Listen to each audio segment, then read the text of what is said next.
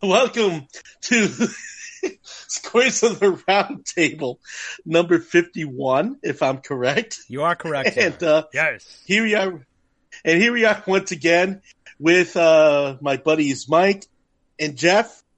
And we're really glad that you're here to join us once again as we tend to try to fill your days with wonderfulness that we do here at our show. So, all right.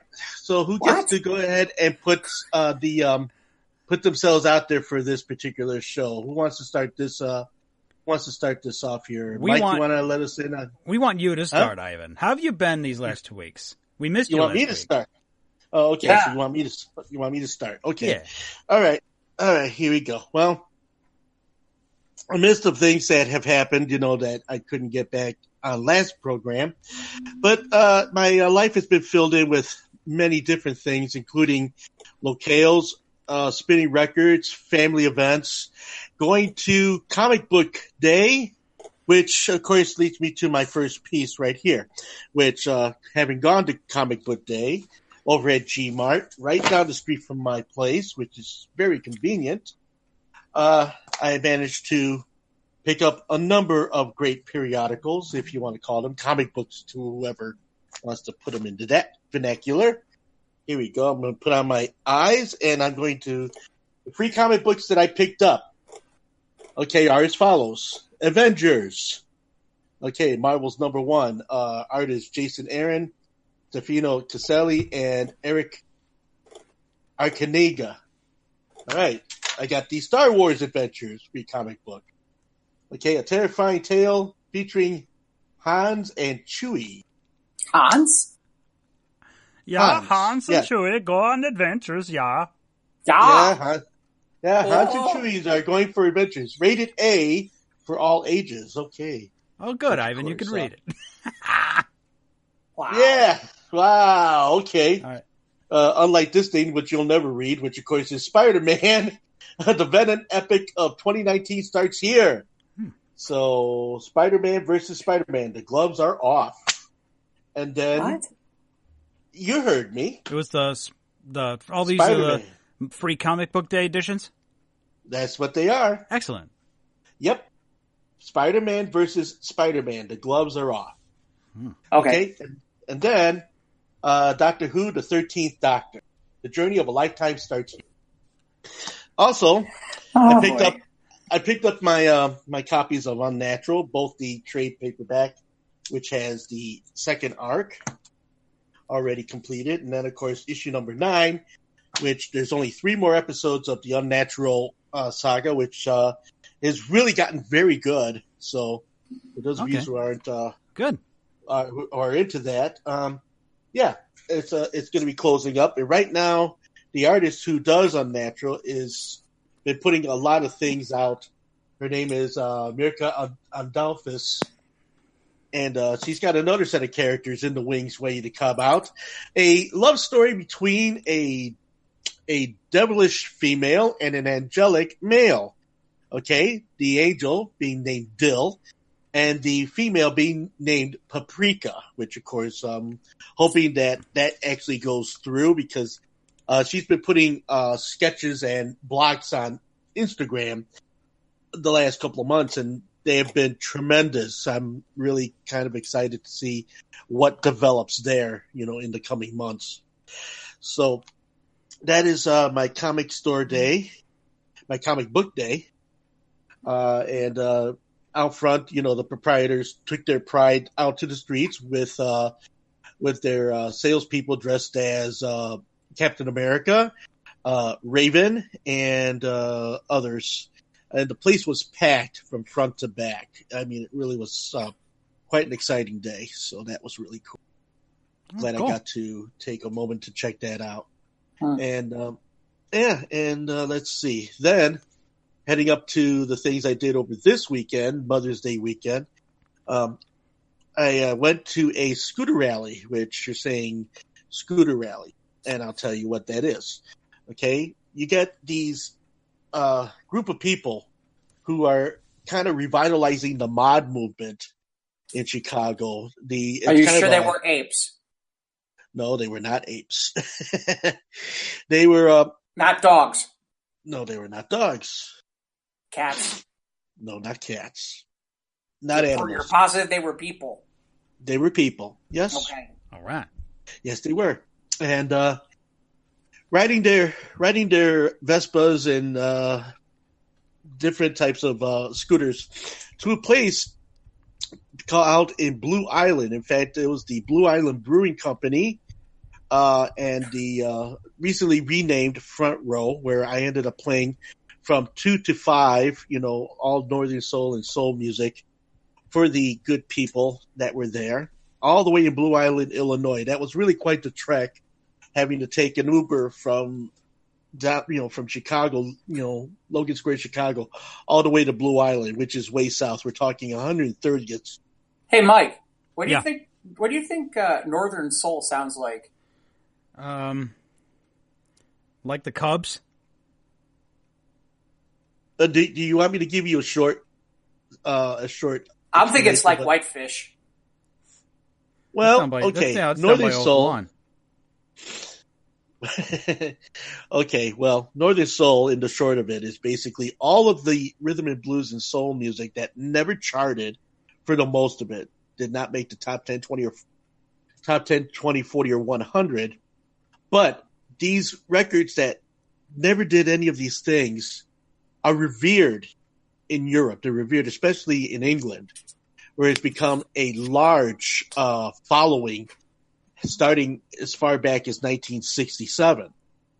And so the mods are pretty much kind of the offshoot, listen to me, of this particular movement. So they're the Vespa riding, canopy clothes wearing, snappy dressing, 60s looking adults that are doing this movement now, which of course also appreciates this kind of music. And so I played to them. And then after I was done spinning at Front Row, which is 13312 Old Western Avenue in Blue Island, we of course like to send a shout out to Dawn, who was really very nice in taking care of everything, as well as make me feel very welcomed. It was a wonderful experience. And Cara Brumley, who put the entire event together, which was a mammoth feat, trying to get 3 bars and well over 20 or 25 different acts to participate in this whole thing. How many people do you think attended this?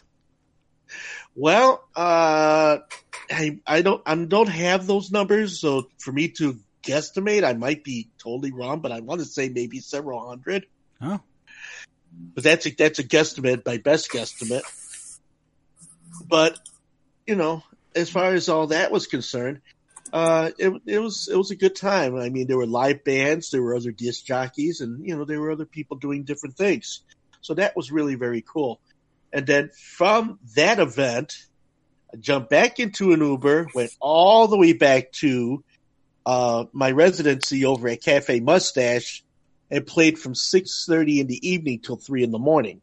Oh man! And we had 2 beautiful bands doing traditional folk music. I mean, it was the most extraordinary experience. The first of the bands, was a solo artist. Her name was Emily Knott. And let me tell you something. Please. For someone who started 3 years ago at the Songwriters Alliance right there at Cafe Mustache when she first started. And then here it is 3 years later, she's got an album release. She's got all these talented people playing behind her, and to say that the talent is nothing short of extraordinary is really amazing. I put a clip of it out on Facebook. If I get a chance to find it, I'll put it up on our page, and you'll understand exactly what I mean. And then after Emily Knott's knockout performance at Cafe Mustache, they were followed by another group called Can I Get an Amen? Which Amen. And so they followed suit and had the people up and dancing. I mean, square dancing, clogging, jumping around. There must have been about 25 people out on the dance floor that night.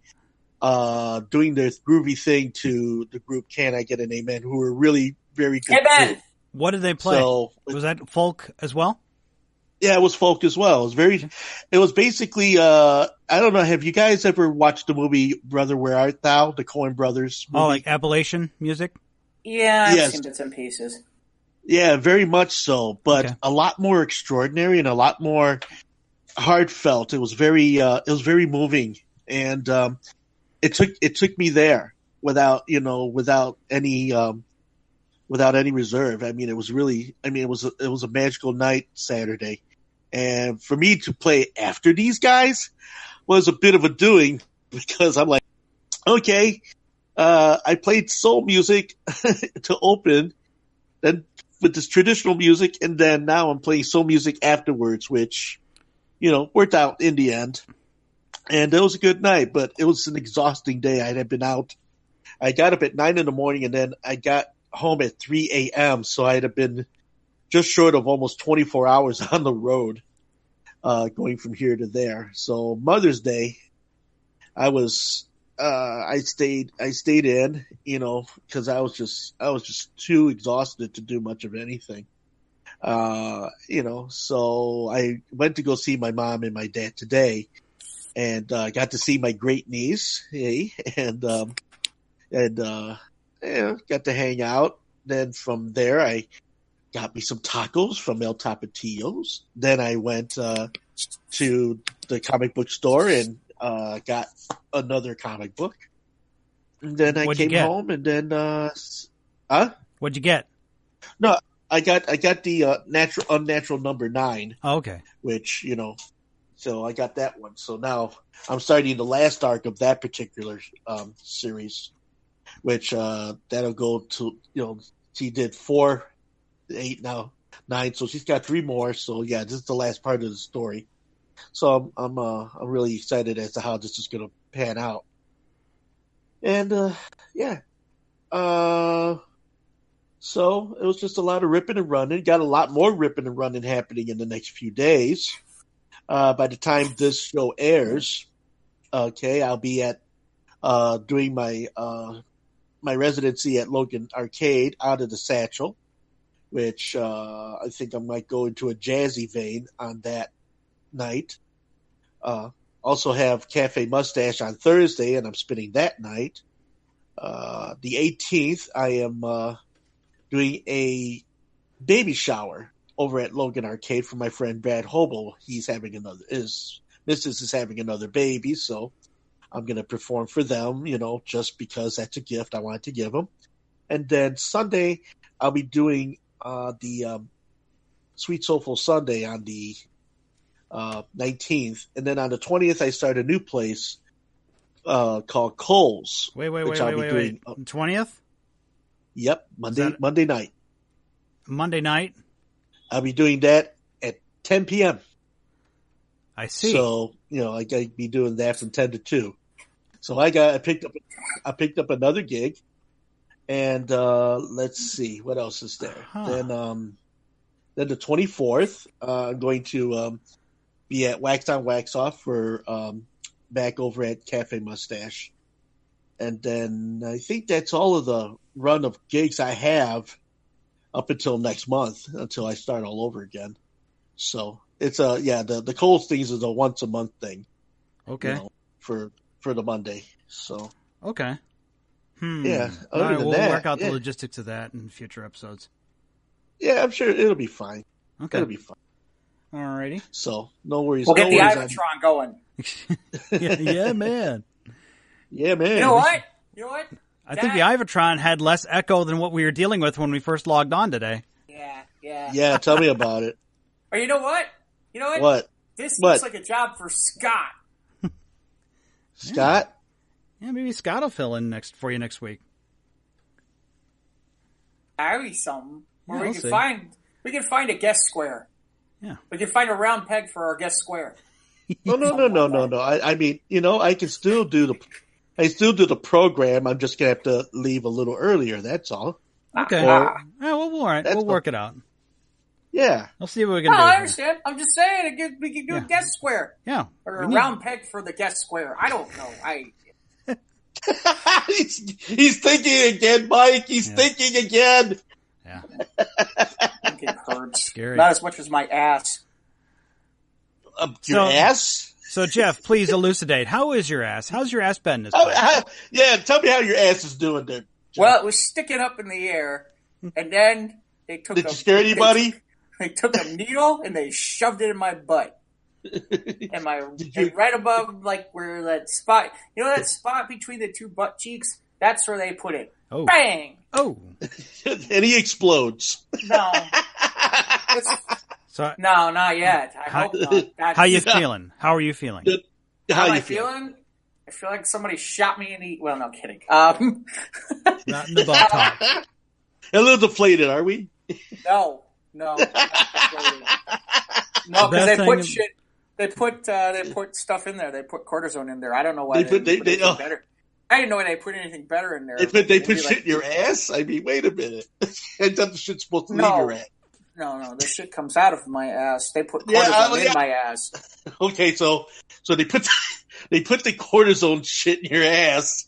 Okay, so what is the cortisone supposed to do to your ass? Well, it's supposed to make it better so I can actually do things rather than sitting there and going, ow! Okay, ow, okay. Ow, and ow. No, I understand. I get cortisone for my feet, so yeah, I dig where you're coming from. Oh, that's still that. Yeah, that's literally a ticklish situation. Forget ticklish. I don't want to get shot in the foot. I thought at least butt was too. My butt's sticking out there. Everybody can see it. Hello, it's a big old butt too. Can't miss. You cannot miss. Did you have the nurses like holding up their cell phones and taking shots of your ass while you're getting cortisone put there? Nope. They like big butts. They cannot lie. They never saw others that they could deny. Yeah, kind of reminds me of it. Kind of reminds me of the time I had a particular surgery done, and I forget how white you two guys are. Little in the middle, but you got much back. There we go. Yes, baby's got back. I know. I'm not that white. You totally read right past it, so I'm not sure. Baby got back. No. Not babies got back, Ivan. Baby back ribs? I say it's from that Sir Mix-a-Lot fellow, I believe. Hey. Ooh, I'm Sir just Mix-a-Lot. playing it from the 90s. Yep. Wait a minute. That's not true. That's not true. What do you mean it's not true? It's not true. It is. I mean, I don't do it on a regular basis, but I do play some 90s and some 2000s. Anything past 1975, trash, throws it out. Nah, that's not true. That's not true.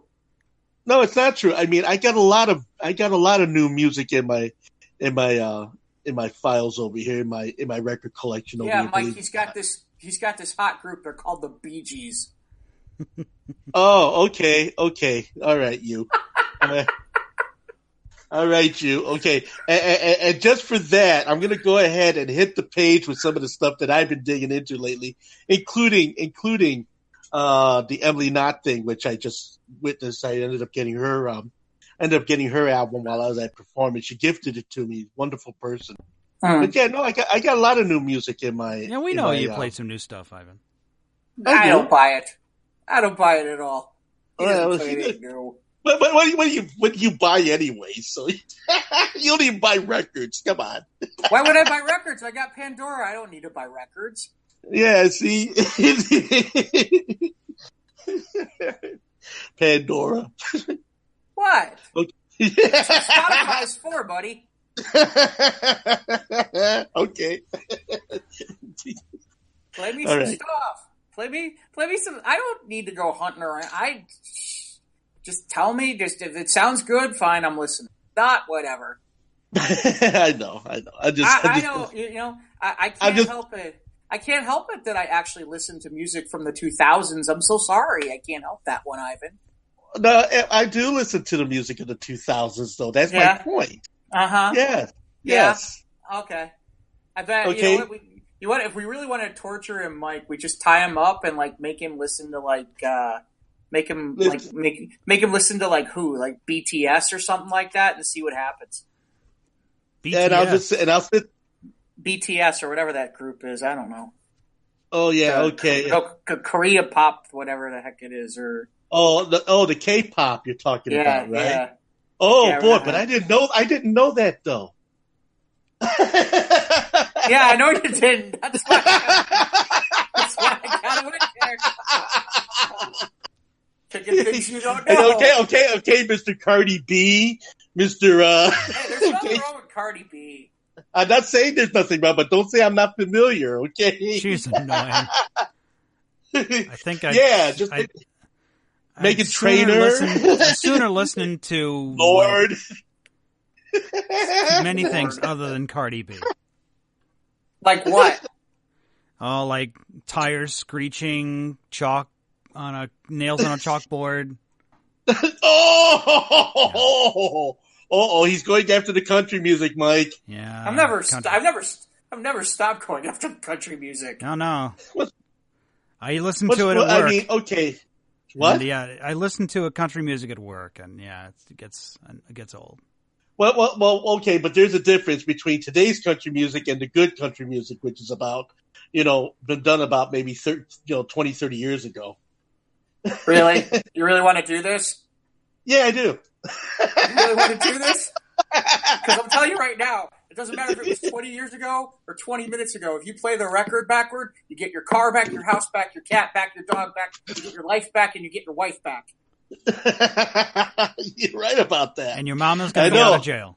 Yeah, and mama's out of jail. Okay. That doesn't change. No, are you kidding? Are you kidding? Yeah, the formula remains the same, but then, of course, a lot of today's music, the formula doesn't change either, really. It's all made the same way. Yeah, but I actually want to hear that. All right, that's good.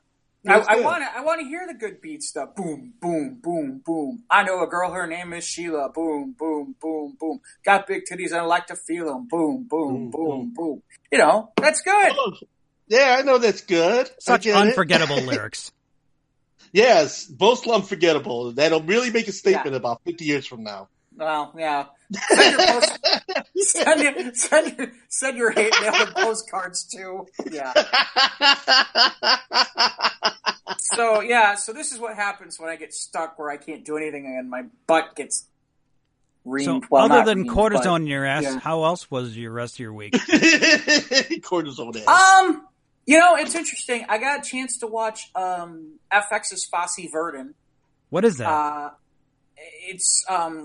It's based on Gwen Verdon and Bob Fosse and their relationship.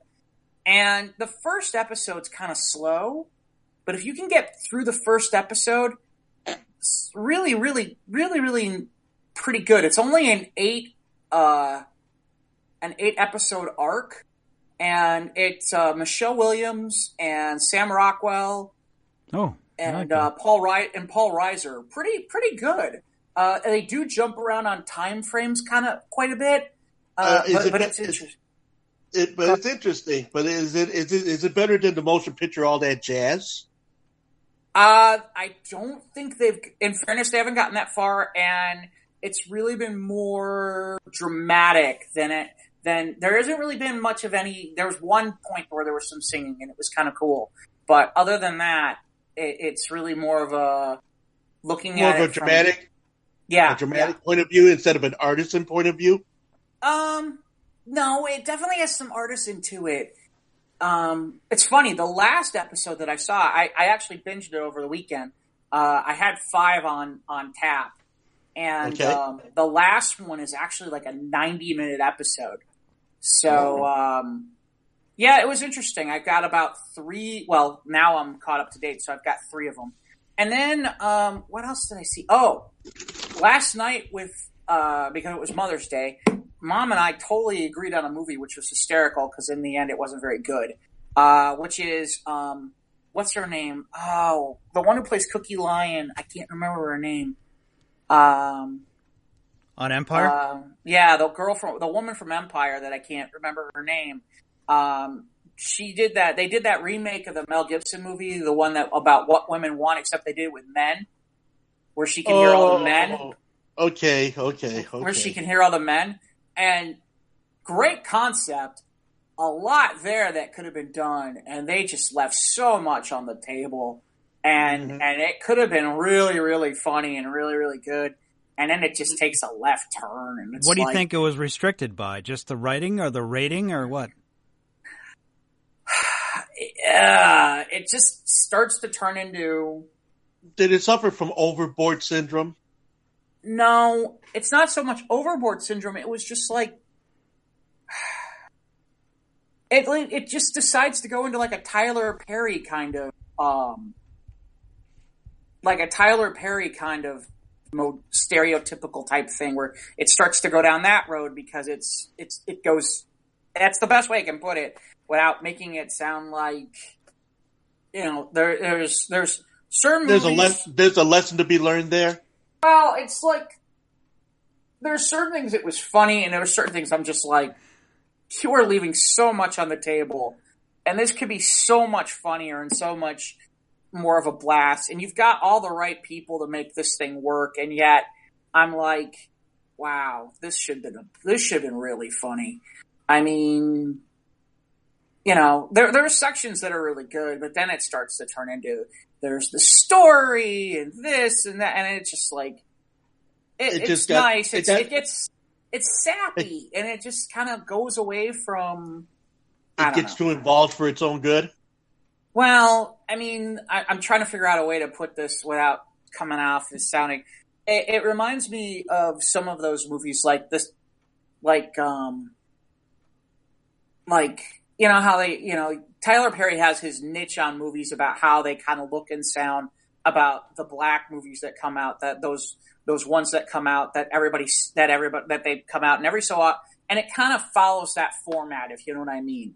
Okay, well, I know that Tyler Perry movies, they do have a touchstone on the whole kind of religious sensibility. Well, not necessarily religious. It's like all of a sudden it just kind of starts getting into this, I'm going to examine my life and this and that, and it's like, okay, but you could have gotten a lot funnier. I don't know. Like I said, they left a lot on the table.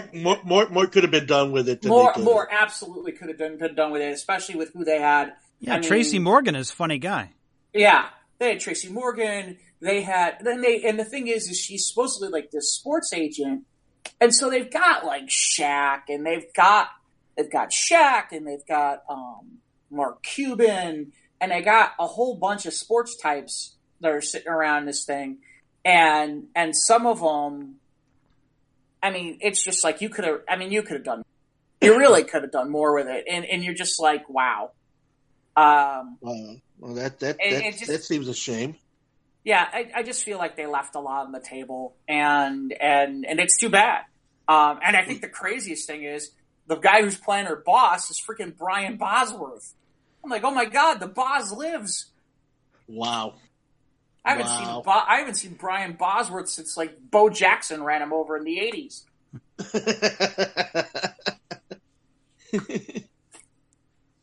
But yeah, I haven't heard about Bo Jackson in forever. No, he did just a Super Bowl ad for somebody. Let me make sure I'm correct. We're talking Bo Jackson, the guy that was both a football player and a baseball player. Yeah, didn't he just? Yeah, he just did a Verizon. I think it's Verizon, right? I don't know. I'm not for sure. The Super Bowl. Okay, I didn't watch the Super Bowl this year. A lot of the Super Bowl ads were quite forgettable. Well, so was the Super Bowl. Yeah, but... so true as that. That is true. iSpot, something called iSpot. Yeah, it's Sprint. He did an ad for Sprint this year on the Super Bowl. It was kind of a bad. I'll be honest. I've seen the ad. It's bad. Sorry, state of affairs. With that look of Bo's got this look like what? Okay. What the fuck am I doing here? Oh, here's your check. Oh, that's why I'm here. Here to earn a check. Yeah. Thanks for the check. All good. I'm much better now. That's good. Okay, sure. Now this doesn't hurt so much, No. Yeah. Oh, poor Bo Jackson. That's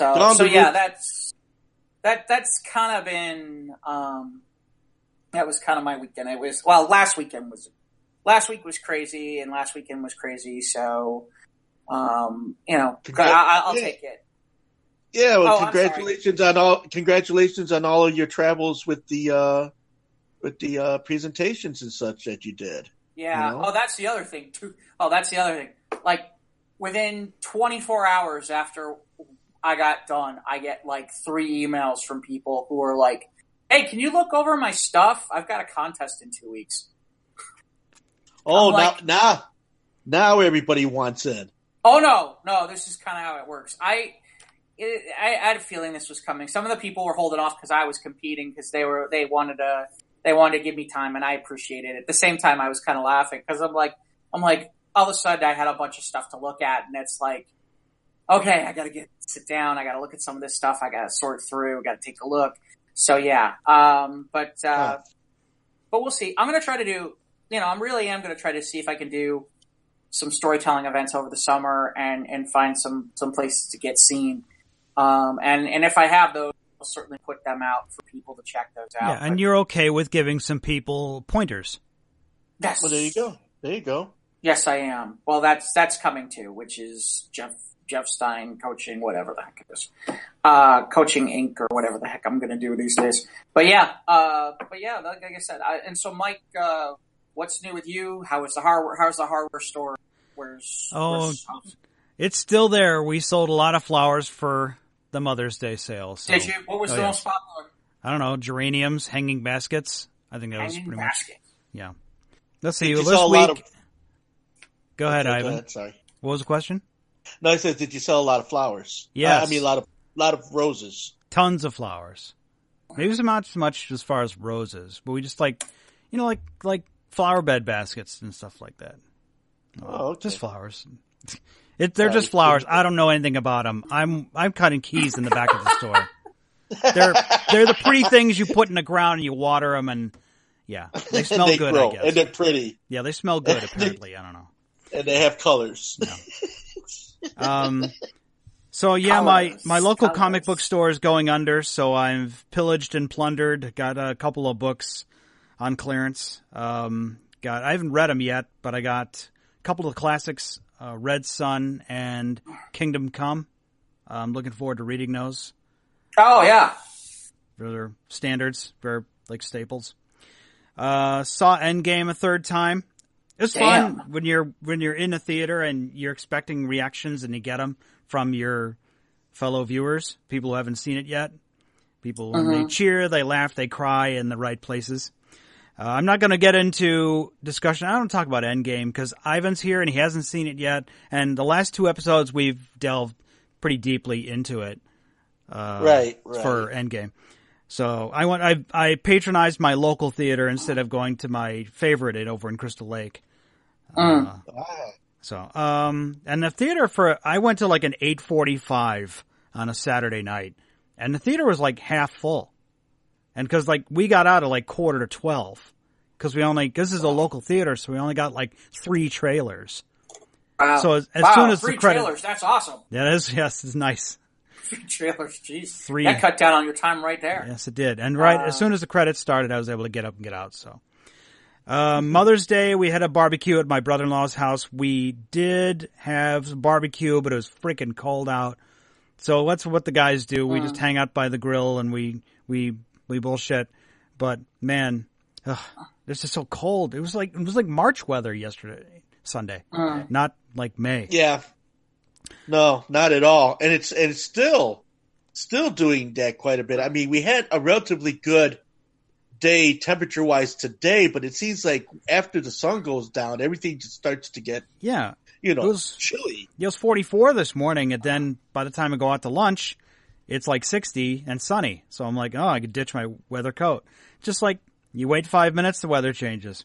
Right. But the cold weather's keeping the grass from growing too fast, so you haven't having to cut the grass as much. No grass cutting for you for a while yet. But and then we're in discussions about listening to another podcast, and I'm like, oh shit, the tickets for Spider-Man Far From Home have already gone up. So I already had to go get those. I bought my tickets for Spider-Man in July. And that'll be here before you know it. Yeah. We're in mid-May already, so. Summer is coming, and it really yet. So yeah, we are 2 weeks from Memorial Day, so. Oh my God! Then we're in summer, and then it'll be like the super hot Gone. weather that Jeff likes. But yeah, it'd be nice to have a spring one of these days. Spring Just is regular currently spring overrated. weather. No, we go from winter to summer to winter. Yeah. And that's what it seems like. The last few years, it's like there's no spring and there's no fall. No. So what else is on special at the store? I want to know. Fertilizer. Fertilizer. Shit. Yes. Fertilizer. That's right.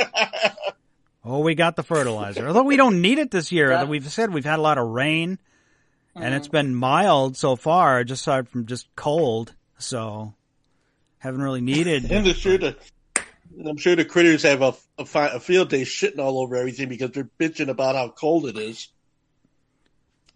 I don't know about that. I haven't talked to them though. I don't know what the consensus is with the critters. If I could talk to the animals. Yeah, seriously. I'd make $1 million. What do you do? What are you, Murphy or something? Yeah. So, no, it has been slow, in that regard. Other than that, just, like I said, we had the big flower sale on Saturday and sold a crap ton of flowers, so. But crap ton. Well, that was what the fertilizer was for. That's ton right. Of flowers. Yep. Feed the flowers.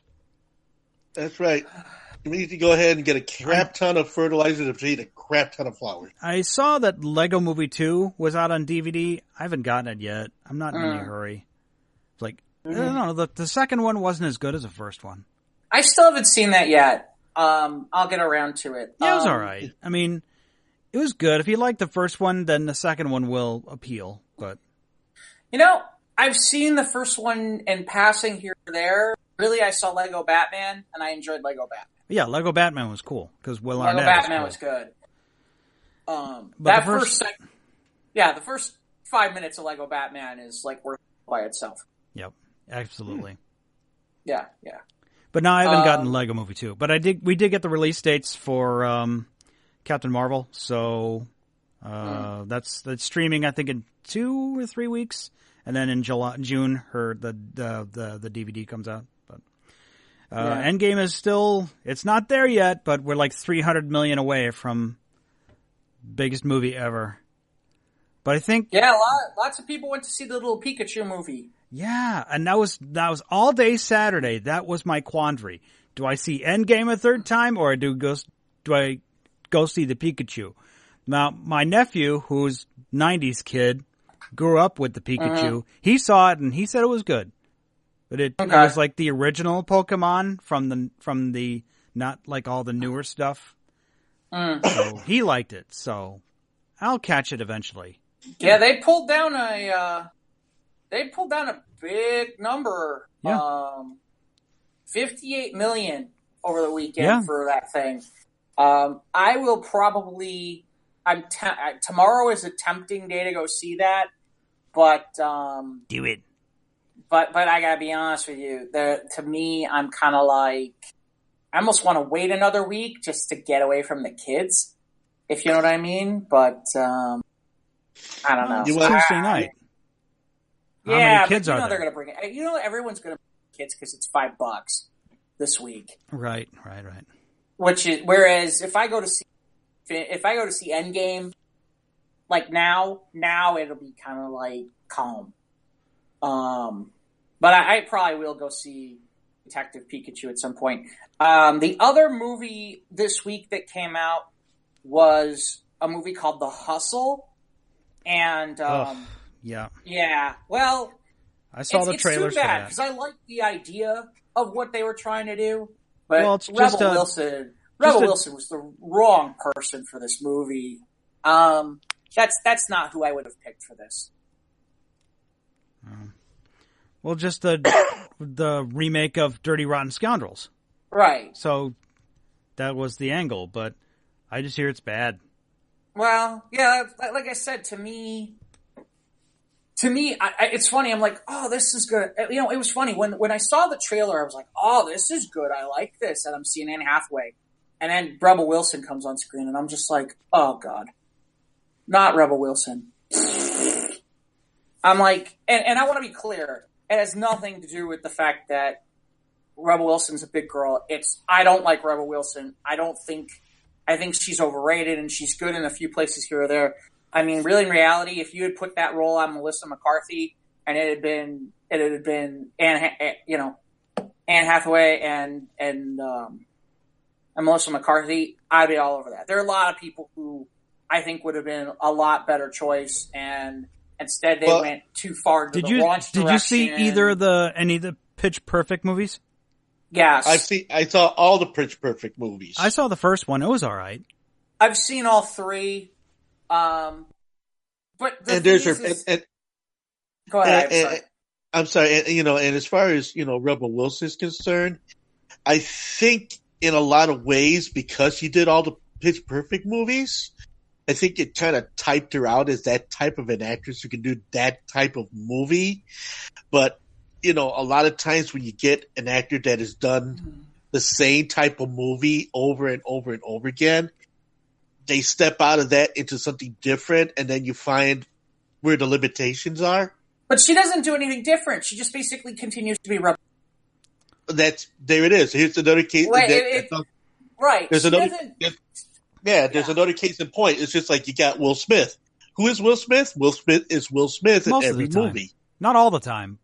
Oh, that's right. That Aladdin movie's coming out now soon, too. Oh, God. Which? The Aladdin movie. Yeah. I'm not in a hurry. There's nothing. I've not been in a hurry to go see the live action remakes of all these cartoons, with the exception of doing Dumbo.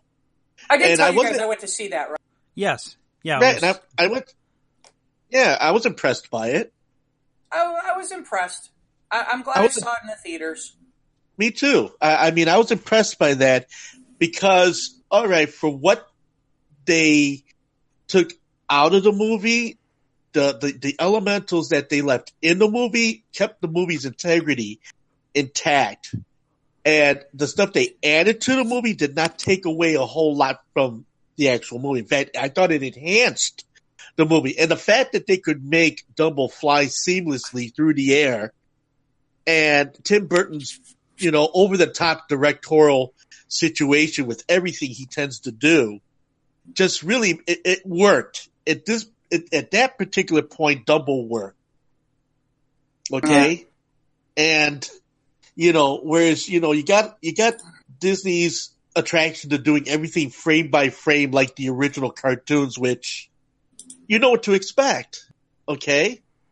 But Dumbo kind of stepped out of that whole formula because, remember, Dumbo was only 59 minutes in its original cartoon run. Right. So you figured, to have to add an extra half hour, 45 minutes of story. And then, of course, the way they worked the story out where, it was the original Dumbo, but with new things and from a different perspective, they made it work. So given that, are you going to go see Aladdin, Ivan?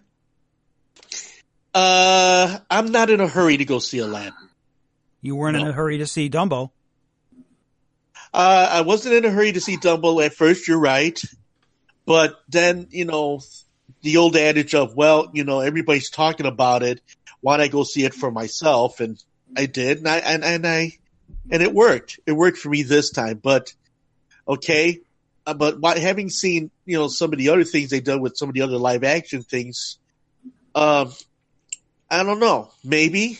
Okay, I'll say maybe. Yeah, I'll say maybe for Aladdin, and of course next month is Toy Story 4, but that's a definite. Yeah. So here, I'm looking at I pulled up what's supposedly coming out for the rest of the summer at the moment. Yeah.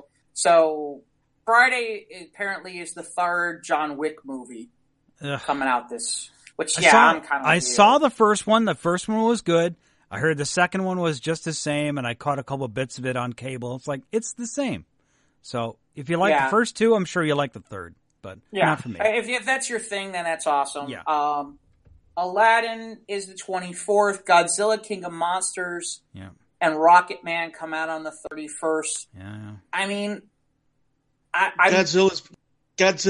is a retread. It's been done so many times already. Not on this epic visual effects level. Right. Well, the problem is, here's the thing. I don't know what these guys are doing, but the whole thing was, I believe, was to finally get us the movie that everybody kind of really wants to see, which is freaking give us the damn freaking King Kong versus Godzilla movie. Just I hear do that's it. in production. It's right, but it's taken them forever, and they wanted to set up all this other stuff. Like, well, they got the other cares? monsters. They got Ghidorah. They got Mothra. Nobody gives a shit. The Godzilla people do. I know, but that's about it. That's about it. Here. This will make all the Godzilla people mad. You know what? You know what the last time was anybody really gave a shit about Godzilla? Don't say Matthew Broderick. Please don't say Matthew Broderick. Okay. Back in the 90s and shit? I won't say Matthew Broderick. How about Hank Azaria? Oh. Shit. He said, don't say Matthew Broderick. I made it worse. yeah, you did. Plus, they had to rely on the French guy. You never rely on the French guy? Any movie. Oh, come on. Shit. But like I said, it's just something. Not train. I have heard good things about Long Shot, by the way. I just not. That does. Yeah, it's got some good write-ups, and so Detective Pikachu is kind of mediocre. Yeah, it's like it's mixed, but it's mostly good. So I remember I'm just looking ahead. Okay, so you've got Aladdin, you got Godzilla. Okay, Aladdin, Godzilla, the John. I wouldn't mind seeing the Elton John thing. I'm just not. I don't know. I like Elton John, but I'm not sure in the middle of the summer this is the right time. And it's not a biopic; it's more of a celebration of his music. Is it? Yeah, it's where they I feel like people dancing in the streets and stuff. Is it? I mean, I feel like this is like, oh, look, Bohemian Rhapsody did well. Quick, let's throw it out. Let's throw it Elton John movie together. Rocket Man was already in the works. Was it? Bohemian Rhapsody. I remember when I saw Bohemian Rhapsody, I saw the trailer for Rocket Man, the teaser trailer. See, I mean, but everyone's going to compare it to that now because Bohemian Rhapsody was so good. It's because now they've put something out there that has now set the bar. Now everybody's going to try to jump over that bar. Now, will Elton John's Rocket Man do that? I don't know. It depends on just how it's presented. This is the wrong time of year too, Ivan. Well, I would think that's more of a fall movie than a summer movie. I mean, that's something that if I saw it in like September or October, I'd be more prone to want to see it than doing it now because now I'm looking for blockbusters. Late August. I'm looking for blockbusters. I'm looking for soaring high and excitement and fights and stunts and I'm looking for all of that. I'll take a good movie too, but right now I'm just kind of like it's blah. I mean, the first thing I'm looking at where I might sit there and go, okay, that might be appointment movie is June 7th is when Dark Phoenix comes out for the X-Men. I forgot about Dark Phoenix. Oh my God. Well, here's the interesting part. The following weekend is the new Men in Black, and I guess they're making a new Shaft movie, and I gotta be honest with you, I like both franchises, but I could fucking care less. Yeah. No, and I have to go with you on that, Jeff. Okay, again, it all goes back to does Hollywood have any new fucking ideas? It's not that. It's just like, but it's retread. Okay, and then we did it with the guys. Now we're going to do it with the women. No, it's not. That's not what they're doing on Men in Black, though. But here's the problem with Men in they're not doing that on Men in Black. Instead, it's what's the woman who plays Valkyrie? Tessa Thompson. Okay, so it's her and Chris Helmsworth, and we already saw them in a movie, like two movies now, right? And it's like, okay, so this is not really a new pairing. It's a sequel nobody asked for. Well, Okay, if it was thank an you. interesting pair, if it was an interesting pairing, nobody had. But we've seen Yeah, this. But like I said, nobody gives a shit about Godzilla, and nobody gives a shit about You know Men in what? Black anymore. Men All in that Black stuff would had their be. they You know had what their Men in Black would be time. good at? You know what Men in Black would be good for? If What? they did like a short run of 1 hour episodes, like an 8-episode arc. If somebody picked up Men in Black for something like that, that'd be perfect for them. Yeah. That'd be great. That'd be really, really good for, and that would work. Give me a Men in Black and Avengers crossover. Maybe I might. Here come the Men in Black police. Yeah, here come the. I don't know about that. Yeah. I know. I'm just like mixing things up. You know me. Well, it's just like it's funny. It's like I'm not against the idea of Shaft, but I'm kind of laughing because it's like, when was the last Shaft movie that freaking Samuel Jackson? That was like in the early 2000s, right? Right? Shaft was a 70s thing. No. Didn't they remake one after Pulp Fiction? Samuel L. Jackson does one where he's like, I don't know if he's Shaft's kid or he's his nephew or whatever the hell it is.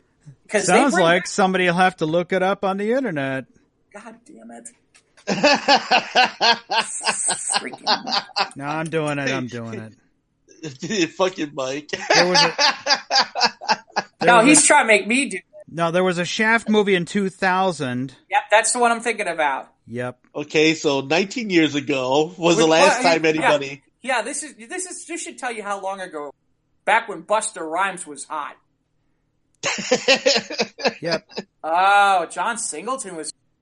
Ouch. Okay. Yeah. Okay. Thank you. And Vanessa Williams and Christian Bale was in it. Yeah. Yeah, this was a good. In fairness, this movie was a good movie. I'm telling you right now, this was a good movie. I remember seeing it. It was pretty good. I'm just trying to remember how it works because the studio pretty much broke even with it. There it is. Uncle of he's Richard Roundtree's Shaft is the uncle of this film Shaft.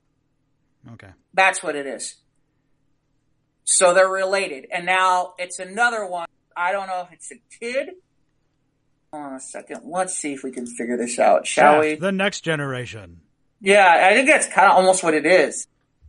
Shaft, the Next Generation. Yeah, here, John Shaft Jr. That's exactly what it is. Call him Shaft Jr. How much street cred is he going to get with Shaft Jr.? He's just a little short. Oh. And with that, I'm going to take a pause for the cause. I'll be right back. Okay. I don't know, but I didn't know what I needed. I forgot about Dark Phoenix, though. I bring it. Yeah. So, but I mean, I'm like looking at this. It's like, okay, so Dark Phoenix, Toy Story 4. I mean, here's the funny part.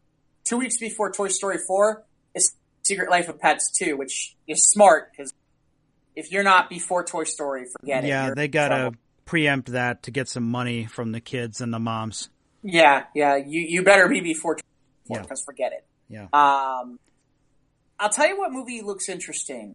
Every time I see a trailer for it, is that Yesterday movie about where all the people apparently forgot who the hell are. Who's in that? I don't know.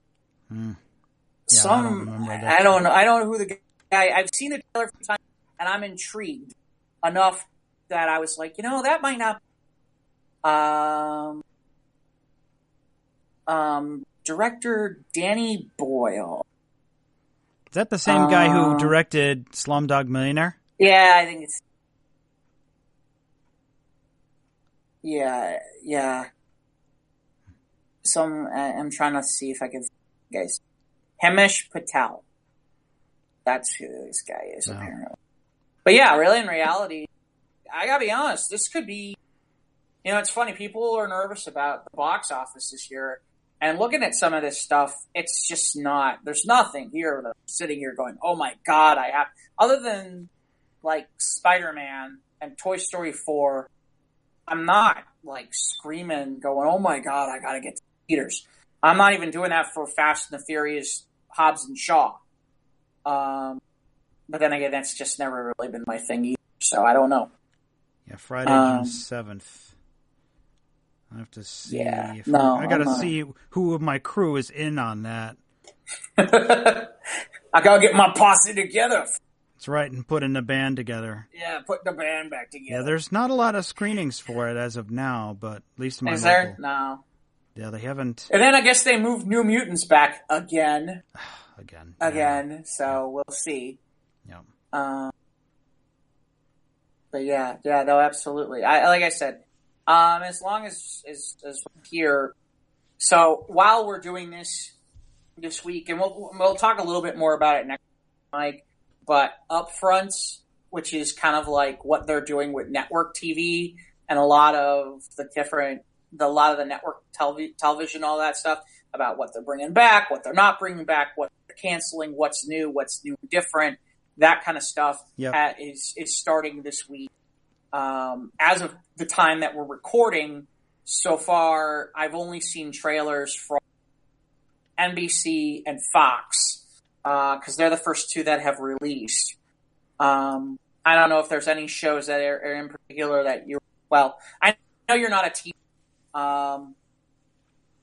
But a matter of fact, mental note to people who are listening, the last episode of The Big Bang Theory is this Thursday. Which would be May 16th. The final episode. Maybe I'll watch it. I haven't watched in years. But I to haven't see watched it in end, years either. Right.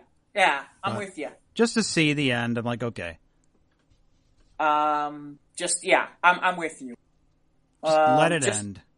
Yeah, it'll live forever. It's gonna live forever. Canceled from CBS so far. Murphy Brown did not get a renewal, so that's gone. They have not put out anything. They have not put out anything about their new shows. We'll talk a little bit about the ones that have gotten out, which is, here's the interesting, actually we can start here. The interesting part is with CW, they did not cancel anything. Nothing. Even Arrow? I thought Arrow was going to be done. It's canceled. This is the final season for Arrow. Yeah. So season 8 will be the final season. Supernatural will be on the final season, but they didn't cancel one thing. They didn't get rid of anything on their dockets. And it looks as though they're adding. It's interesting to see what they're adding, because one of the shows they're adding is the Batwoman. Yeah. Okay. The Katie Keene show, which is a spinoff from Riverdale. And then they're going to have a new Nancy Drew. Huh. So, I'll be honest. I'm curious to see where this goes, especially with the Nancy. It's, it's been a while. It's been a while since we've seen new Nancy. But Flash, Supergirl, and Legends are all renewed? Yes, as of right now. I am imagining. We'll talk about. It's funny. We're coming down to the end. By the way, if you've got Red Sun, this season is super. You'll want to watch because they do a lot with Red Sun. Oh, I see. Okay, cool. It's actually, of the shows this year, I feel like Supergirl has been the strongest of in terms of story told. And I think that's been the strongest. And once the show's end, we'll talk about it because I do have some thoughts about that and where they're going to go with it. But I want to wait till everything's done with. Because a lot of them are ending here in the next week or two. So I kind of want to wait. But I think the most interesting is... so let's talk a little bit real fast, Mike. I don't know if you're aware, if you caught any of this.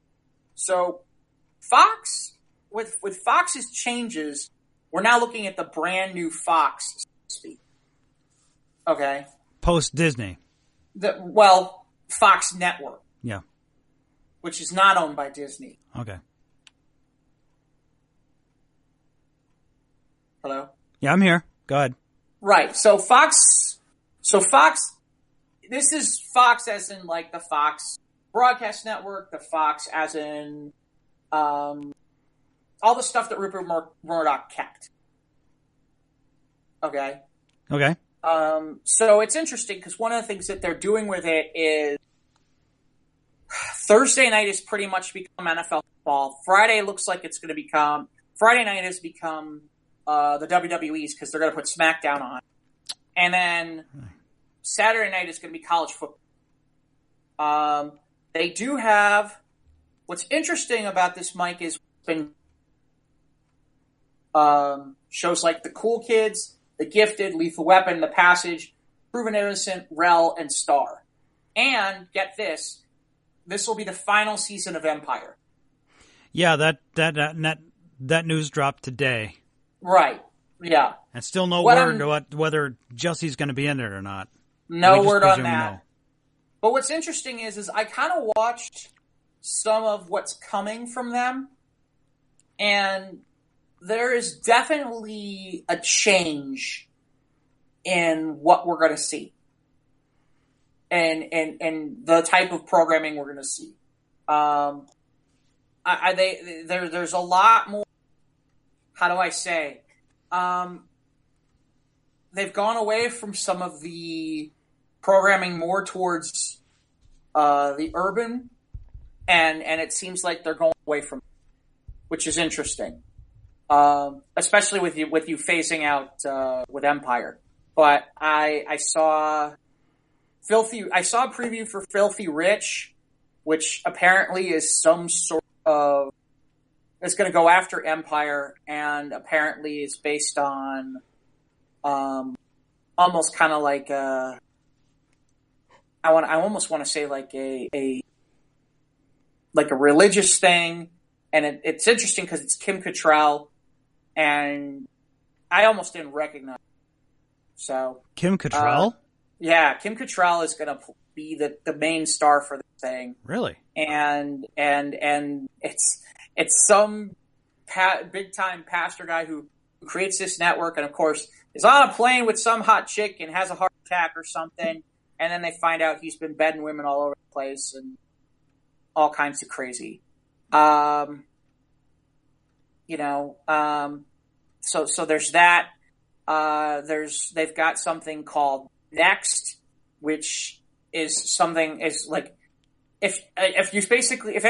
someone in Elon Musk had said, "Hey, here's an idea. Let's like make a thriller about that, where we have like a living AI." Okay. And I'm like, okay. And then Prodigal Son, the best way I can put my Prodigal Son is it's like, okay, can we figure out a way to make Dexter for network TV? It's like they took Dexter and what's the one with, they took Dexter and slammed it together with Blacklist or something. That's the best way I can put it. I don't know. I'm not, the only thing on the, it's very interesting to see, and it's too bad for because Empire employs a lot of people in the Chicago area, and that stinks for that. But here's my thought on that. Do you think that was Empire going to be ending its run anyway, or do you think that the Smollett thing pretty much brought some bad things about it, and they just figured, well, we better get out while we're still on top? I think there's a mix of things. And I think that one of it is that. The other is, now it's Disney who is basically creating Empire versus Fox. Yeah, it might be damaged goods. It might be just wanting to end the series with good writing on a high note. Yeah. I think there's a lot going on there, and I think there are multiple reasons, and I think that's it. I was a little, I'm a little surprised they did not give Star another season behind Empire, but to give that a final season. But okay. Like I said, I kind of noticed that, the Fox schedule for next season has suddenly started to shift very white, if you know what I mean. in terms of who and what it would appeal to. And really, in reality, when you start doing things like, where, Thursday night is football and Friday night is WWE and Saturday is college football, you don't have that many nights to program. You only have to program Monday, Tuesday, Wednesday, and you already have your animation that you're keeping on Sunday. all your animated series are on Sunday night. Right. Simpsons is a staple in Family Guy. Right. Although it's funny, because here's the question about how long is Disney going to allow some of these shows that they now own to continue to exist? If they really don't, we'll see. Well, if Disney was working at the smart money, I mean, okay, The Simpsons, again, like you said, Mike, it's a staple. It's been around, 20 years or more 30. Already. And so it comes down to this, all right? It's iconic. It's recognizable. You would think that Disney would want to continue to keep the franchise going for as long as they can get the good writing behind it. They could keep the originality. If they could keep the pop culture friendly sensibilities about it and everything, you would think they would want to keep that Ivan, in there. What? Ivan? What? Add another 0 to how long Simpsons has been on. Add another 10 years. So it's been on for 30 years. Yeah. Oh, and okay. apparently they have a contract extension 32. I don't know how far along that is, but apparently they've been extended. Okay, well then, all right, so then Disney does see the value of that particular property. Well, hey, if Fox is going to pay for it. Well, if Fox is going to pay for it, well, why the fuck not? They were part of the purchase, so right? They were part of the purchase price, so. Yeah, I mean, let's be honest. Disney certainly knows that The Simpsons is iconic. The real question is, once you take them off TV, what's your next plan? Which, there's lots of directions. But yeah, I thought it was interesting. The other upfront that was today at time of when we did the show. Now, like I said, ABC has not gone, so I have not seen some of the trailers yet. CW has not gone yet, so I haven't seen the trailers. And CBS has not gone. So those trailers are not really out yet. But I did see trailers today for NBC for their next new season of stuff that they're bringing in. There's a new show with Jimmy Smits. I didn't think it was all that great, called Bluff City Law. I was not impressed by it. There is I will say the one that I thought was interesting is a half hour that's going to go on Thursday night, and with Bradley Whitford, who did West Wing and has done quite a bit of TV. It's a half-hour comedy, and that looked kind of fun. That looked interesting. But, they don't have, in fairness, they brought some stuff. There's some stuff they're waiting on for decisions. But, NBC in a good place because they've got the 3 Chicago shows. Law & Order SVU is going to live for, ever, maybe. Well, yeah, there's a channel that just runs that. Yeah. I mean, for all the conversation about the Simpsons being on forever, how about at some point we get the Law & Order SVU channel? Well, and I mean, because Dick Wolf has evolved that story and has kept that thing consistent all these years. With the cast changes. Well, it's a winning format. Changes. It's a great format. Yeah, it's 1 hour. It tells a story from start to finish. And it's solid. Yeah. And it's solid every time. Yeah. It's solid every time. Well, they figured out for a while they had some interesting people. Well, yeah. Ice-T's still on that show, right? Yeah? Yeah. Yes. I know what's his name. Belzer's gone. But yeah, they've I wonder if he's doing stand-up again. I have what no Belzer's idea. up to. Interesting. That's a great question. Yeah, I do not know. Huh. But he did play his role well on SVU, because... Yeah. Well, it's the same character that he did. Well, we're not... Because then we're going to go back into the Dwayne McDonald. about how everything's connected to St. Elsewhere.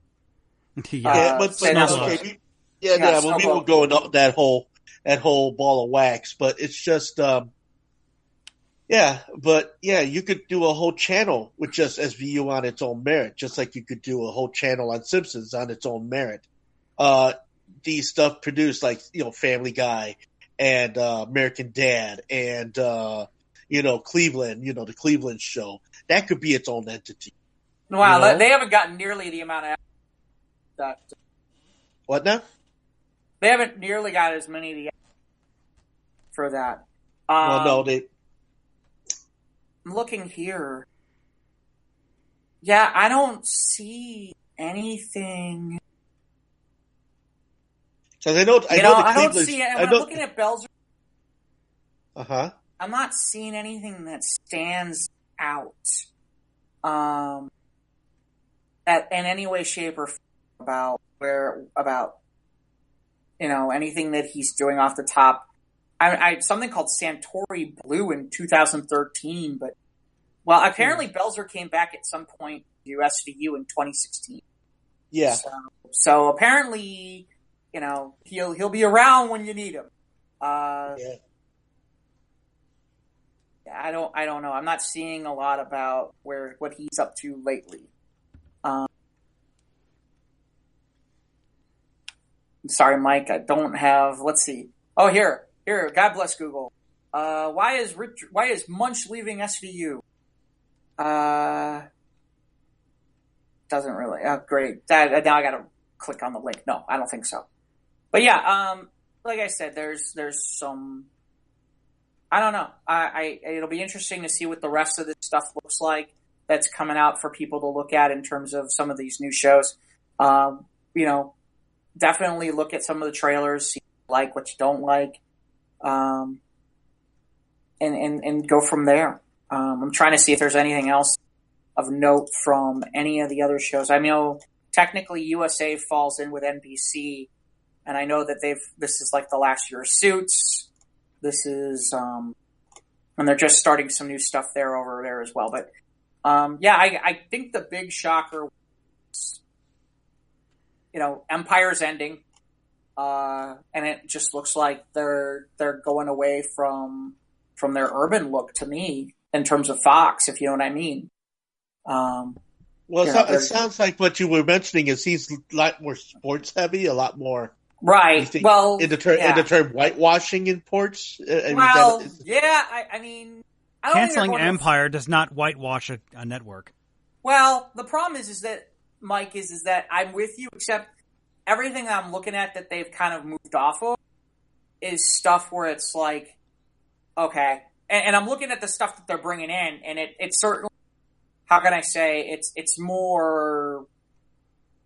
It certainly seems to have backed off some of the stuff that they were doing with like the Empires and that kind of stuff. But we'll see. Maybe I'm wrong. Maybe people will like it and they know better than I do. They're making the millions of dollars. Like I said, to me it's interesting because we'll see where it goes. I'm curious to see. I'm curious what it looks like. I'm curious to see what they're going to do with this other Riverdale spin-off, because that'll be crazy too. But we'll see. So. Well, I think the consensus of people will decide with their remote clicks as to what they're going to be watching come the fall, or come the summer. Yeah. But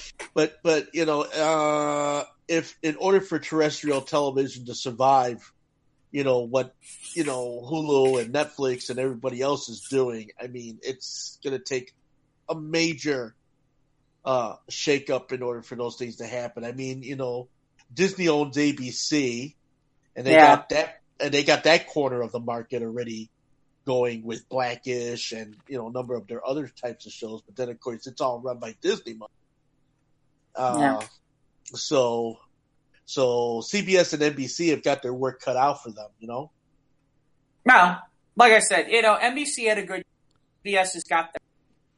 I am noticing that it's interesting because CBS seems to kind of stick with what they do best, which is what's the next crime drama bring out.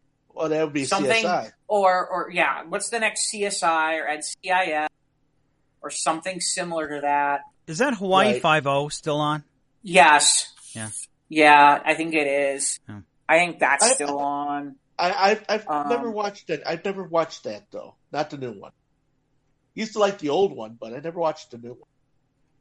So I don't know. I watched. There's certain people that love that. They love those. Like here, let's see. What? Just to give here CBS just to pull that up. I mean Hawaii remember the last 5-0. time I think. Hawaii 5-0. Yeah, bring out a new series, hoping to be steeped in the baby boomer nostalgia of it. Of the shows that I'm here's just to give you an idea of what CBS. Okay. 48 Hours has been on forever. 60 Minutes, season 52. Wow. They still have Big Brother. I mean, just to give perspective, though, Blue Bloods is on season 10. Which is pretty good. I like Blue Bloods. Bull, Elementary. I guess Criminal Minds and Elementary are ending this season. I'm surprised. I guess the Magnum Magnum redo is getting another season. All the NCISs are getting another. Yeah. SEAL Team, SWAT. Hawaii 5-0 is season 10. Cop shows are big. Right. The only show on that looks anywhere near different than anything else that they're running at the moment. Now, I have not looked at what they're bringing in new, but the only show on their lineup card that looks different than everything else, there's only two things I can see that would be different than what they normally do, which is Madam Secretary, which one of these days I'll get around to watching. I hear it's great. And God Friended Me, which I highly recommend. Season 1 was great. Really enjoyable. That's been renewed? Yeah, that's been renewed for season 2. That's a great show. I enjoy watching that. It's easy, it's fun, and yeah. It's funny because Mom's still on, and I never get watching it. So, but yeah, that's CBS for you, which is, we'll see. But yeah, they got. I'm sorry. Go ahead. No, you go ahead. No, after you. No, after you. It's because after you. All right. After you. Here's what I'm thinking. Okay, yeah. Seems like CBS is staying with most of their tried and true formula product. Yeah. With certain little things dropped in here and there. Is Young Shelton still on? Who? Young Sheldon. Young yes. Sheldon? Yeah, that's not going. That is like the new Wonder show. For the generation. That'll carry the torch after Big Bang's gone. Yeah. Oh, absolutely. What's his name? Because I know the Big Bang Theory is going to its final season. This week. This week is the last Big Bang. And they were together, 10 years? 12. 12, okay. 12 seasons, yeah. 12 seasons. Damn. And that's in heavy rotation on TBS. Yeah. Oh, heavy rotation. Heavy rotation just about everywhere. It's like everywhere. Every time I turn around, you can find it. It's kind of crazy.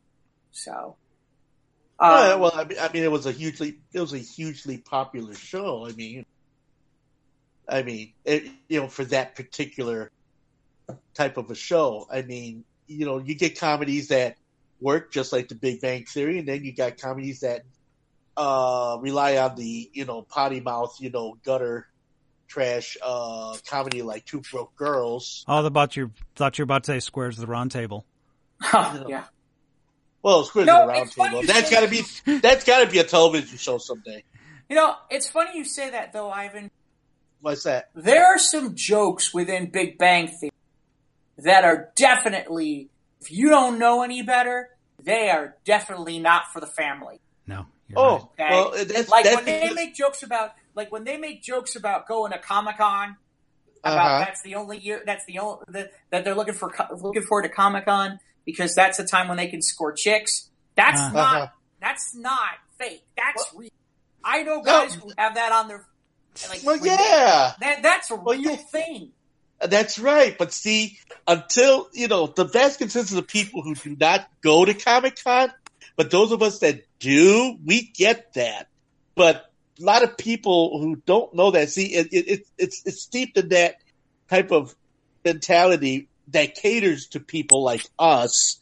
We get it. Yeah, we're going to Comic-Con. Yeah, we look good in our costumes or we're dressed up because what? We want to get laid. Okay, yeah. But most people. It's the only time when you can be dorky and it's socially acceptable. At least it used to be. Well, now it's all free comic book day, and that's all mainstream now. Right? Yeah. It's like you go to Comic-Con in San Diego. It's like all the pretty people, and you're like, man, what happened to the fact that I used to be here? Well, yeah. Well. It's just like like with anything, be it your conventions, be it your disc jockeys. Which brings me to a point. Okay, getting away from television for a bit, because I was reading up on Facebook, and I had a guy that I know who came up with, I was on an epic and history-making set until somebody came up to me and asked for a request. And it totally pissed me off. And I'm thinking to myself, what in the fuck are you talking about? Because, okay, see, it just goes, okay, here, now I guess I'm going on a tangent now. From, having gone from Comic-Con, all right, to this whole other thing. But, all right, but it's just the way people, take particular things into mind. As far as Big Bang Theory and everything, yeah, guys like us, we get it. All that stuff that was considered nerdy is now trendy. Now, you got this guy complaining about the old geezer disc jockeys coming up to the new disc jockeys and requesting shit. And I'm thinking, that's always been an occupational hazard, dude. You need to calm down. Yeah. Well, okay. The fact that the newer disc jockeys can pull everything out of the ether. If you didn't have it in your box of 45s, it wasn't getting played. But now anybody can just link to the internet and play it. Right. This is true. But when you get this type of mentality where, yeah, I could pull it out of the ether, but okay, as far as me going up there, okay, you get these people, they go up there and they're disc jockeys and they're creating, in their minds, they're creating this vibe, this art, this thing. And then to be insulted by a person who came up to you and say, well, can you play this? I mean, you could be nice about it and just say, no, because I have my set already picked out. But I want to hear your set. I want to hear my music. I want to do this. Yeah, well, and yeah, you get people like that they do say that. They do say that. And they come up with their phones. I can't tell you how many times I've had people say, well, listen, since you don't have that, can you plug my phone into your system? And yeah, that's a big no. Okay, Yeah, but off, see, this goes back to part of the problem, which is people. This goes back to there's been a change in, which is that the mentality is that when you've got a DJ that they'll play requests because that's what they claim. And they always used to say that garbage even on the radio. But the truth is that even if you said that garbage on the radio, that didn't necessarily mean you followed it, because really in reality you were following your format. Well, people didn't know any better. People are dumb that way. Well, yeah, but they've been conditioned towards that, right? Absolutely. And I get it. And I get it, but see, when you're listening to the radio and everything, and they say, "Oh, we'll play your request," and naturally, you take the standard route. You call in, you try to get a request done. Okay, 9 times out of 10, you ain't never going to hear that request because they're following their own format, right? Unless it's something that, quite frankly, format. Right. Or maybe somebody knows that's the B-side of one of the songs you just played. Well, Right. I mean, like for example, I'm just using this as an example. In the height of the '80s, when "Eye of the Tiger" was the hottest song in the country, somebody called up and said, "Hey, I want to hear "Eye of the Tiger." Guess what? You're probably going to get it. I was in broadcasting school in 1994 when "I Will Always Love You" was on the radio ad nauseum. Right. There's nauseum. Yeah. Right. There's certain songs that we can sit there and we can talk about right off the top of our... We can anticipate.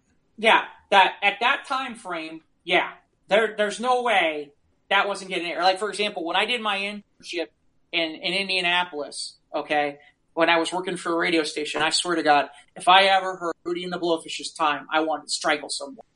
That it's not a bad song, but it was in such high rotation. And because they had two different stations that were running it, it was constantly on. And I'm like, oh my God, not this again.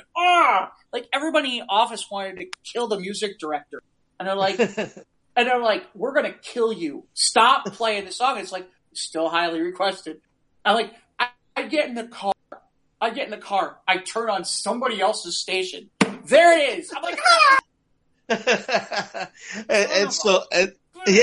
I know. So what happens is that you got a few generations that have been steeped in the, okay, I can request it mentality.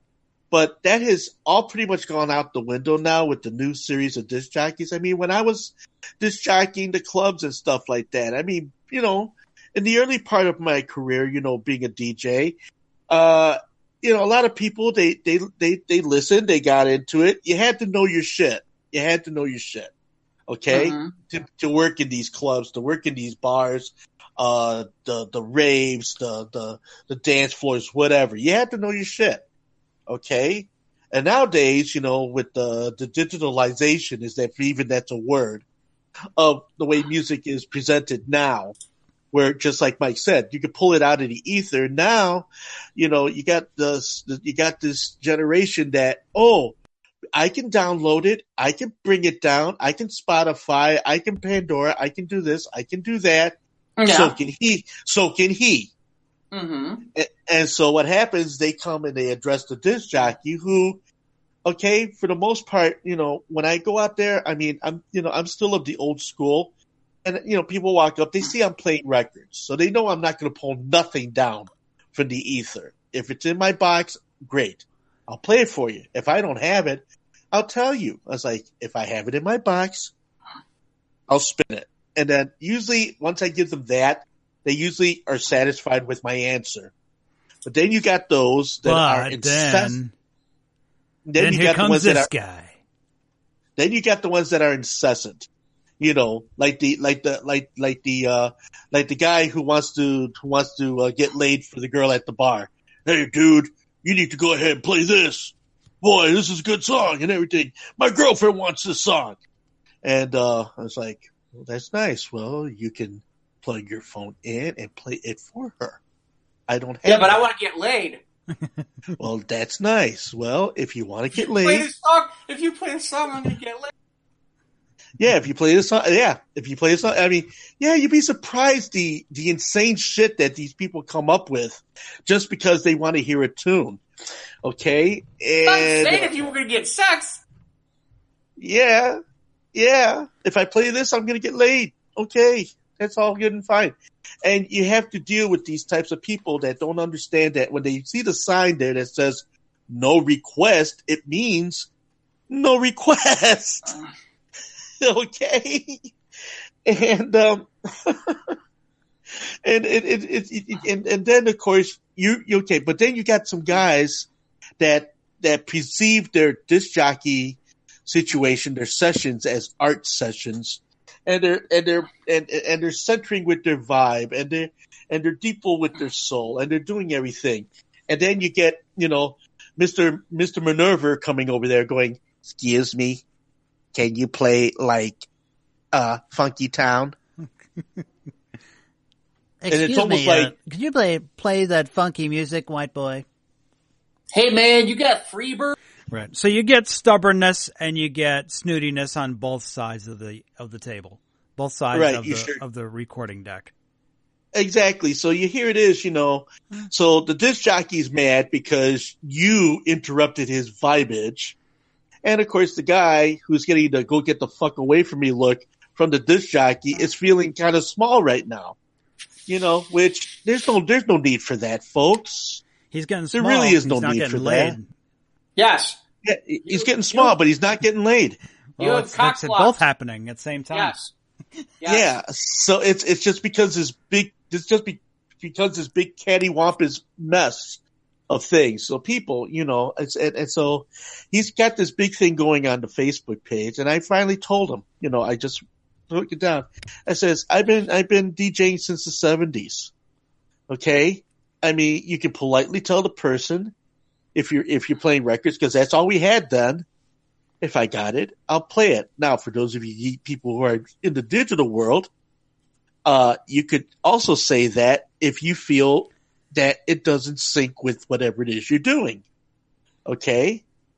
But, there's no reason to be mean about it, because it's these same people that pay their money to the bar, that pay their money to get in, that pay their money to do as such. And then, of course, the other thing is you get the owners of the bars who come up and say, well, hey, do you think you throw this in? And then he was upset at the fact that the person at the bar asked him, if he could throw that in. Well, you know what? If the person is paying is signing the line at the bottom of the paycheck, yeah, I could make a concession. You'll make an exception.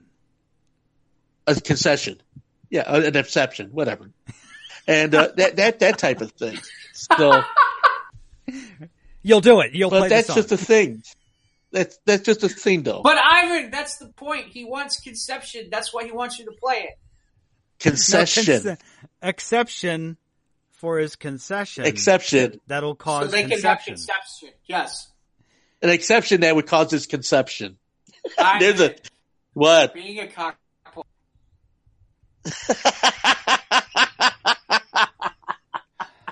You are, dude.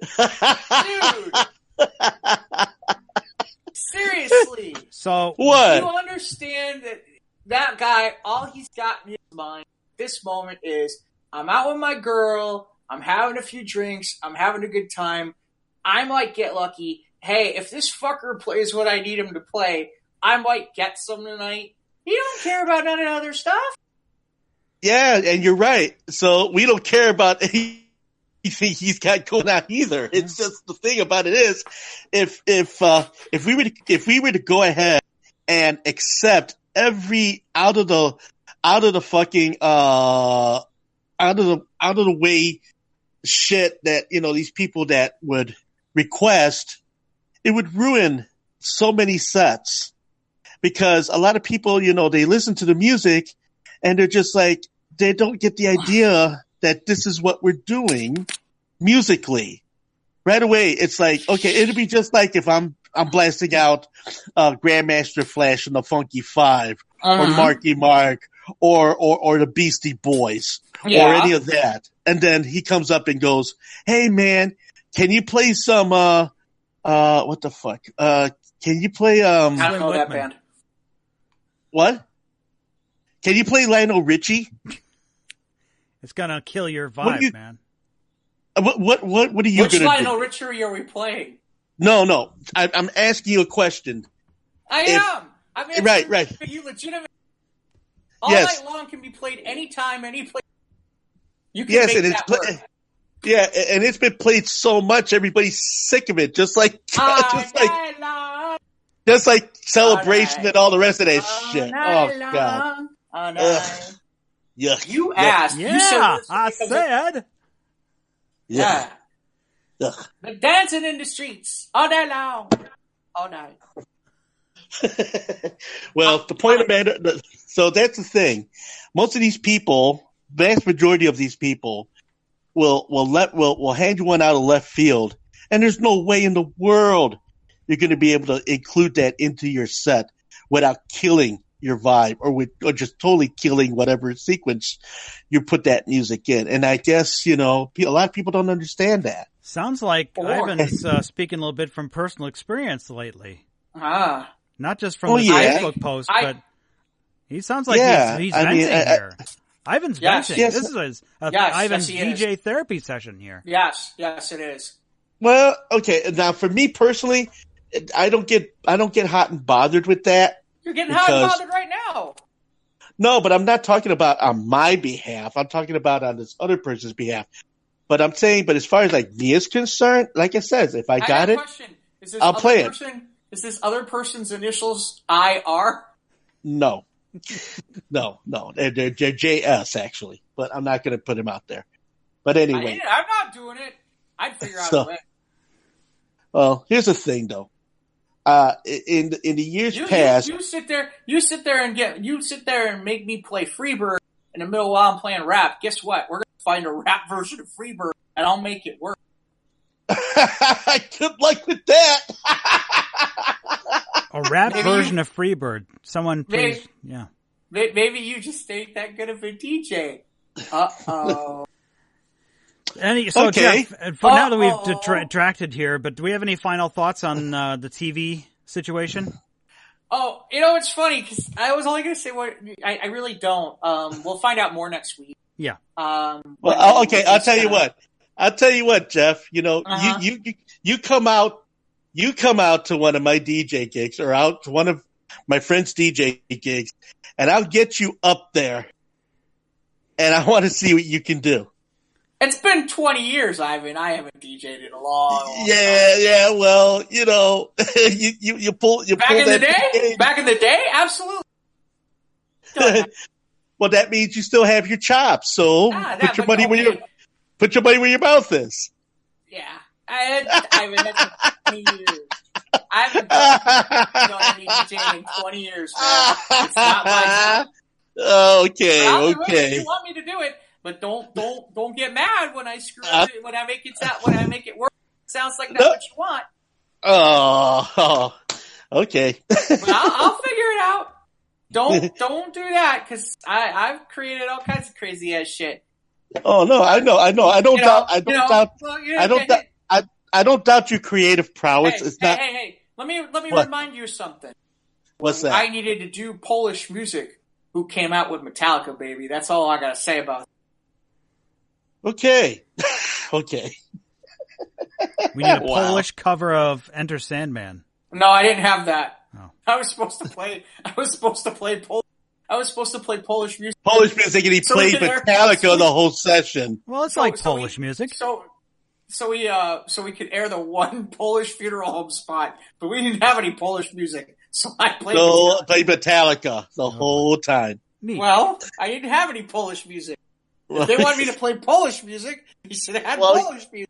Yeah, I know, but radio is a different world though from what we do out here in the fields. That. And then my favorite is they walk me to.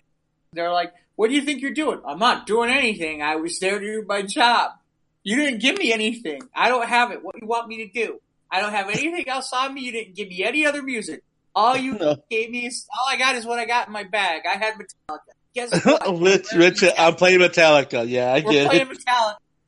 Well, okay, yeah, I get that because I remember, and I'm sure Mike remembers too. Remember the Serbian show that happened over on VBX, and the guy was having a baby, and he left both his shows wide open. He came down the hall and said, "Hey, can you fill in these couple of shows for me?" I had no Serbian music, so I filled it in with oldies. Yeah. I always used to laugh about. I remember stuff like that day. Oh yeah. I still remember stuff like that when people would back in the day like that, where it's like, hey, fill in, great. Oh, you didn't leave me a fucking thing, did you? Okay, well, we're just gonna make this up, and that's all there is to it. Well, that's what I did. I mean, no, I get it. As far as like the radio disc jockey thing, yeah, you get away with these types of shits, stuff like that. It's just that a lot of the new disc jockeys now out in the field, DJing today, yeah, they all like hypersensitive about shit and everything. And yeah, you know what? There were times in my life, Yeah. Okay, I'm not saying that I didn't get upset about certain things. No, I would be lying if I said that. But there were times now that I'm thinking, okay, once you've learned from all of that, then it's like it shouldn't be that big a deal. That's what I was coming from. So, with that in the end, it's just like, dude, either you got it or you don't got it, but you don't have to be mean to the people about it, because that's just how that is. People don't know. People don't know better. A lot of people don't know better. But then you got those that do know better, and they just want to ape you, or they want to make you upset, or they just want to throw a curve at you and everything, just because, they feel like they can. You can let it affect you or not. You know what I mean? Yeah, I learned. I mean, yeah, at the beginning of that, used to get on my nerves too. But as time has gone on, not so much anymore. Don't give a shit. I'm still up here. I'm still playing these tunes. People are loving what I'm doing, Except for the guy who wants Freebird. You cost him. You cost him. He could have got laid tonight. Yeah, he could have got laid for Freebird. But you're always Freebird. Freebird! That's Freebird. What we should do, Mike. Mike, we should show up one time. We should show up to this guy and then start walking up and being "Excuse me, sir. I'd like some Conway Twitty."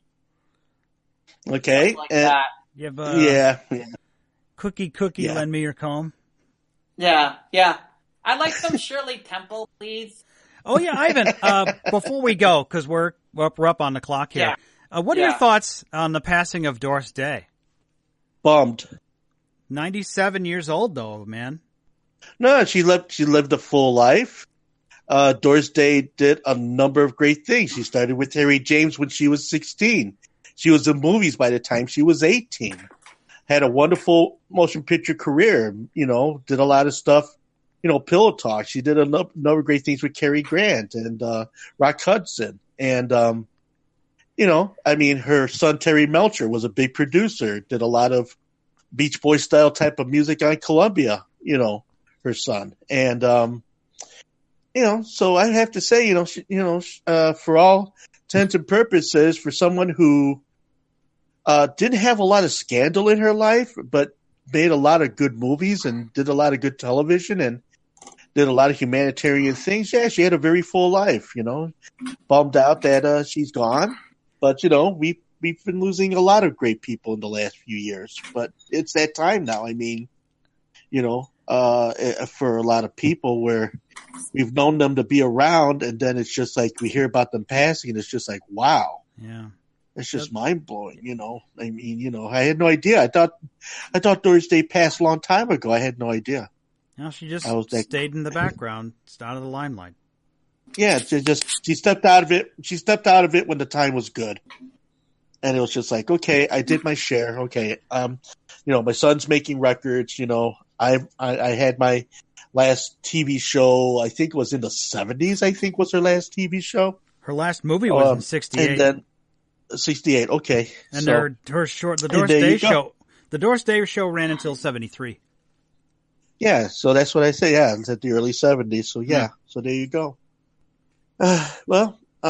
I'll still enjoy one song from her. I do have a soft spot with one song with her, and that's "Secret Love." I mean, that to me, when I was a 13-year-old kid, that spoke volumes to me for many reasons. But yeah, that was one of my favorite songs by her. So. And that I'm going to show up and I'm going to request that one. And I will play it. He probably has it. And I will play it. And I will play it. Yes. After Freebird? After the rap version of Freebird. Yeah. Yeah, that version of Freebird. The pop version of Freebird. Yeah, right after All Night Long. Right after All Night Long. All night long. This sounds like that disastrous that wedding reception I did for Vince many years ago. That's a name I didn't need to hear. Yeah. Vince Blumberg. Is that his last name? Vince Isaac. Wonder what happened to him. Vince Isaac. I don't know. He ended up getting married to some bad-tempered bitch. That was the last time I ever heard from that.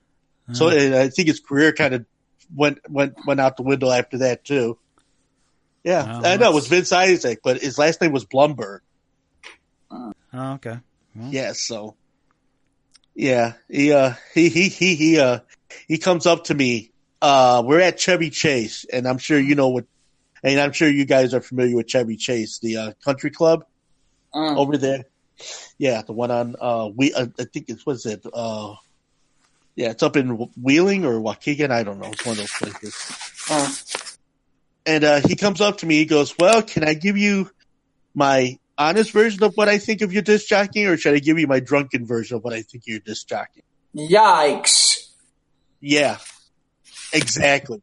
And it was his event that made me quit doing weddings after that until I did the wedding for your friend, for Kevin. Yeah. So what happened was, after that, I was like, forget it. Yeah. This bullshit was worth nothing. And this is two people that couldn't get together on their music not to save their life. And then I was told not to deviate, that they wanted me to play it just the way they wrote it down. There was no crossover. There was no way I could get from one element to the next. It was the most fucked up thing I had ever seen in my life. And I was just like, oh, shit. Okay. This is a career ender right here. Speaking of endings. Yes. Yes. I think we're about done for this week. Well, later in the week. This show. Yes. For this show, unless we're not going to do the other show. We're running. Oh, we will. I don't know how we're... Oh, we are. Okay. Later in the week, we will have our news segment, which we call News This Squared. Will air later this week. We'll drop that later in the week. Yes, we will. But until then, we appreciate you listening. Yes, we do. Mm-hmm. Yep. Tell them how we can listen. Tell them how they can listen. We are on Instagram and Twitter at SOTRT Podcast. We are on Podbean and Anchor. Download the free apps. You can listen for free. We're on YouTube. You can click the bell, subscribe. You'll know when new episodes drop. We're on Facebook. You can contact us there. And, of course, we're going to have news stories. We usually post the funny stories. Thank you, Scott. Shout out to Scott for all the great news stories we'll be hearing later this week on News of the Square. And Scott, new Dr. Evil. And Scott! You can email us at sotrtpodcast@gmail.com. All right. And with that, I think we're done. Yeah? Yeah. All right. So I'm glad you've been here for Ivan's DJ group therapy session. Yes. And we'll have a rap version of Freebird ready here for you. Mm-hmm. Okay, let's hear it. Not this week. I have to find it. Hold on, let's see if we can find one. Good night, folks. Until next time.